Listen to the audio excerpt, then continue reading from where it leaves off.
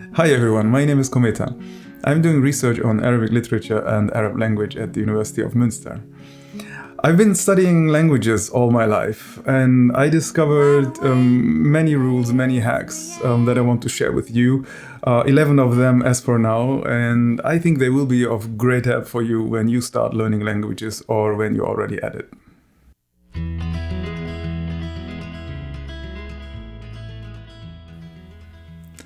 Know what your goals are. When you start learning a language, it's better to know what you want to do with the language. Many people already know that, so maybe this is a moot point here.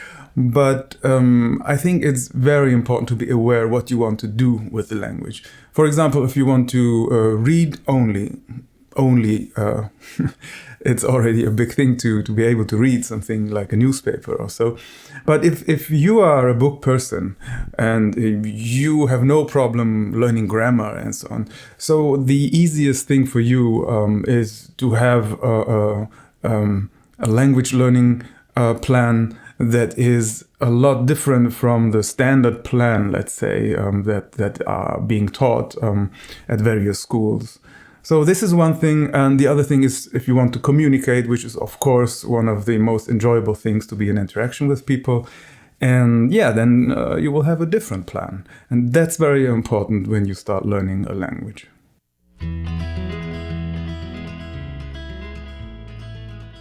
The next point is talent. Well, this is one of my favorite points, and I have been talking about this with many people. Talent is absolutely overrated. It is really a very important point, and it can make learning easier and faster, but it's not the whole thing. It's not the biggest factor.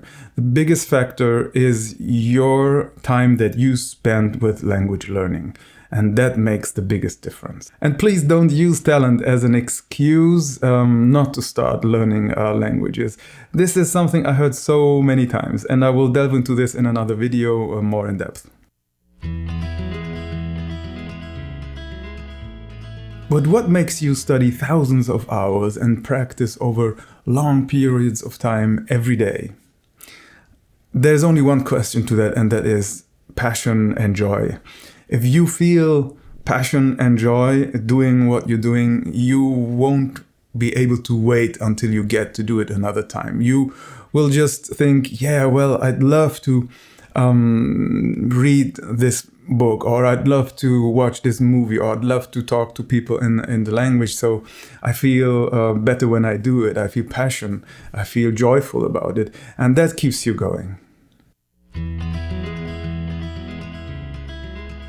This brings us to our next point, perseverance, which is very much connected to passion and joy. If you do what you do with passion and joy, perseverance just happens. You will just have studied thousands of hours without even noticing it. And that is very important. So passion and joy is the tidal wave that keeps you going the whole time and until you reach the goal that you set for yourself. And if you don't feel this connection, this link between passion, joy, and, perseverance, and not noticing that time has passed, then something is not really right. Okay, so you better see, what makes my learning experience more joyful, or adjust your goals in a way, you see.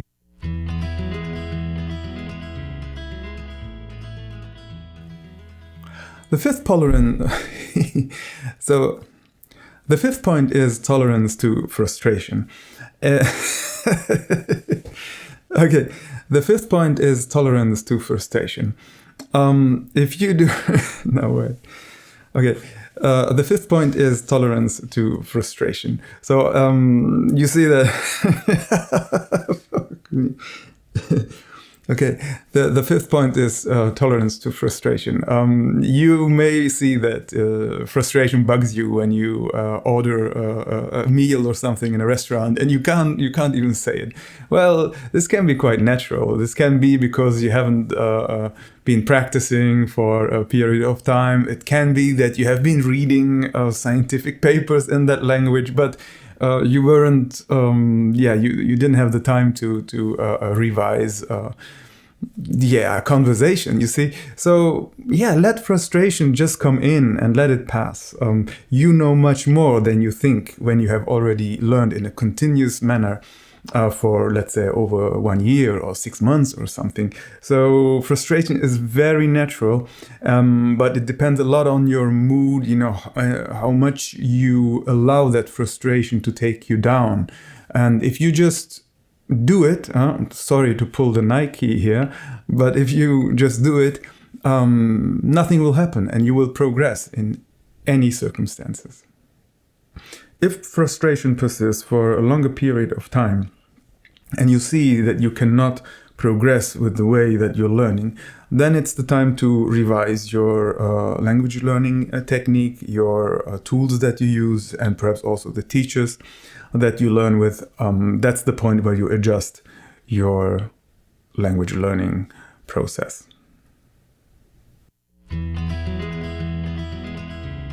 So the next point that I want to talk about is mindset and positive attitude.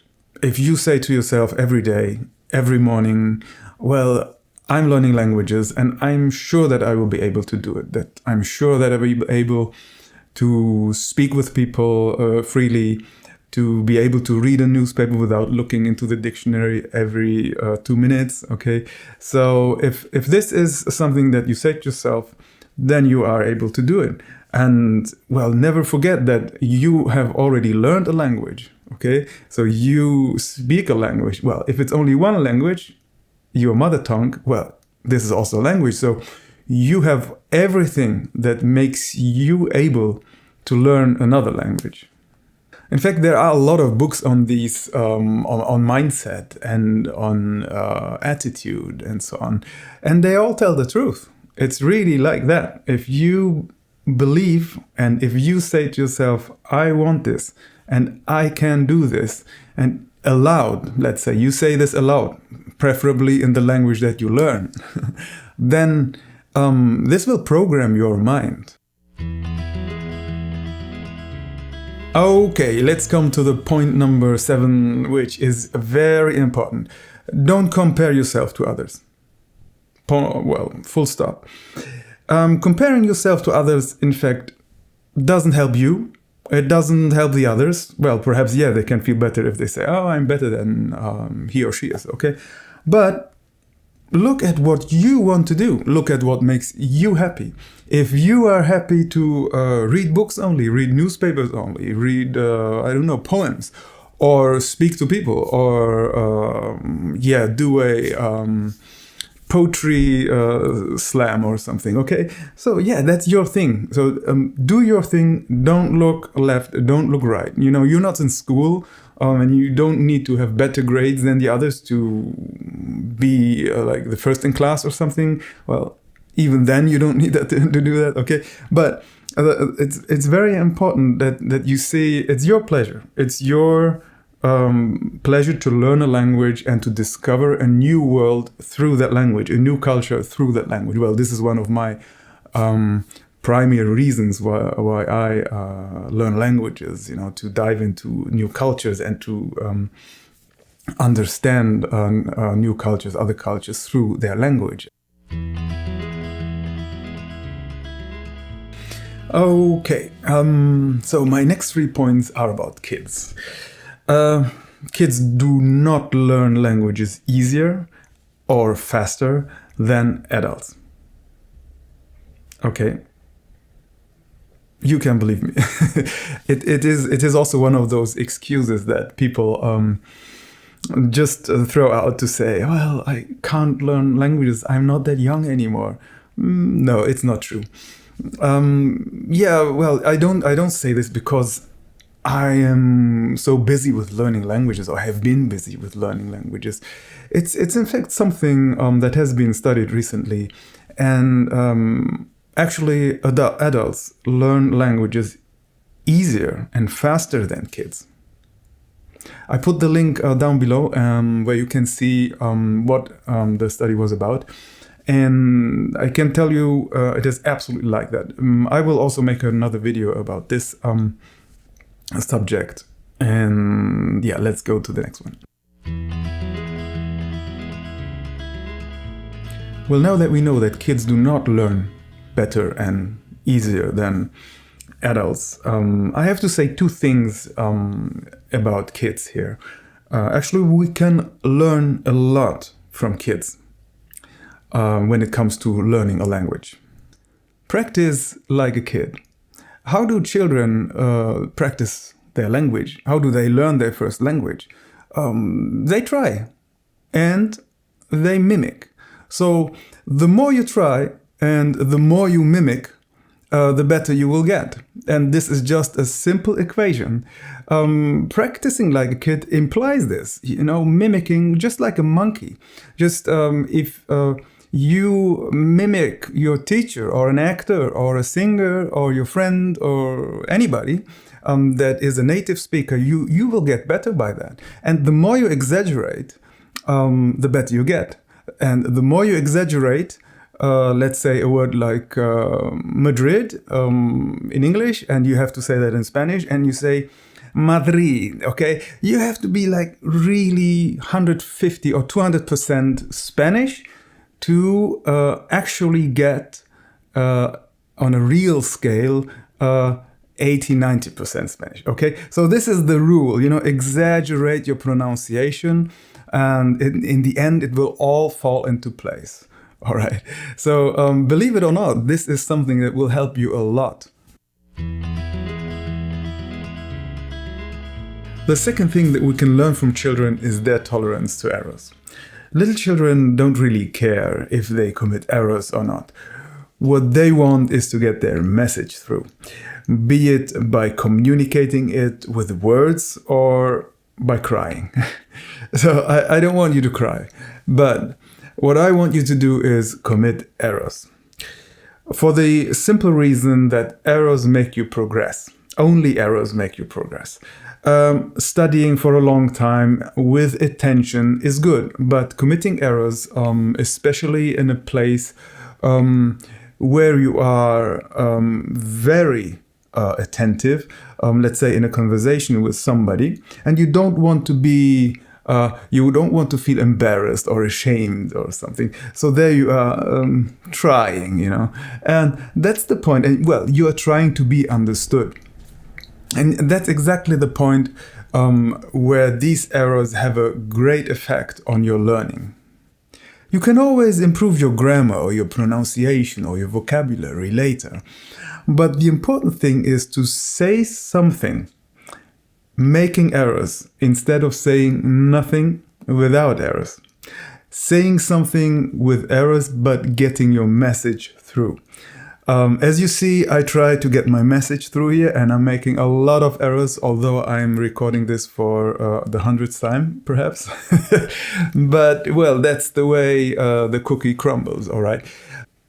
In fact, the shame and the little twinge that you feel in your body when you commit an error in front of people and when you're embarrassed is one of the driving forces that improve your language and that help you not to commit the same error again. Why is that so?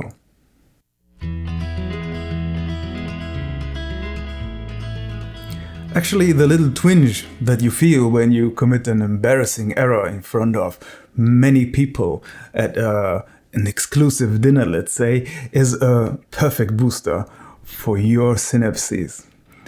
Just as your synapses remember the moment when you touched a hot oven plate, they will remember that embarrassing moment very well.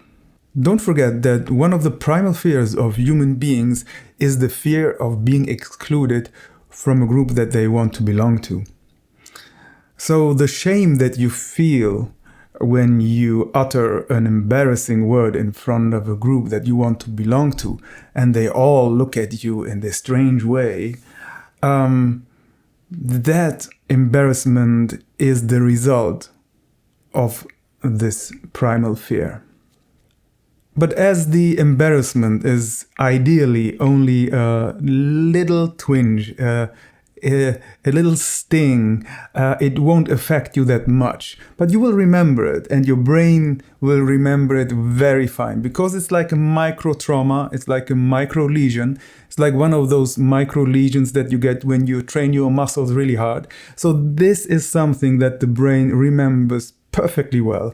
And I want you to have those micro lesions. I don't want you to have these big narcissistic wounds and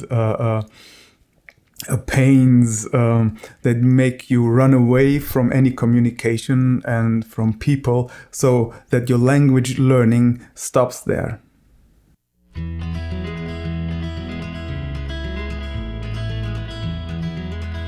Alright, these are the 11 golden rules that I wanted to bring out to you. I hope you liked this video, and I hope I could incite you a little bit to start with the language that you always wanted to learn. And if you have any comments and any ideas or other golden rules, feel free to write your comments below. And see you the next time, and please don't subscribe to my channel.